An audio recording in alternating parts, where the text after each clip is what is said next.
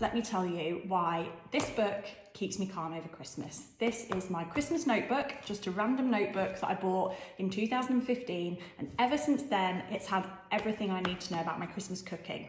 So to start your own notebook, all you need to do is get a book, obviously, and then write down, spend probably half an hour just writing down everything you're going to be cooking over Christmas. If you've got people coming over, if you want to have a special meal on Christmas Eve, do a bit of a plan of what they're going to be. And then you can use that plan to break down into chunks of what can be prepped ahead, what you need to buy, what needs to be done last minute. And you can also put your time plans in here, page numbers of any recipes you're going to use.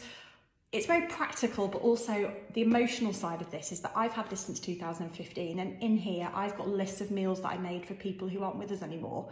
And looking back through it just is a really nice memory of Christmases, and I hope going forward it's something that I might even hand over to my boys. So if you'd like more information about how to do one of these, if you'd like access to all my time plans, recipes, cooking times, basically everything that you need to have a calm Christmas, you can get that via my Christmas cooking guide. And you can get that via my website at cookwithgem.com.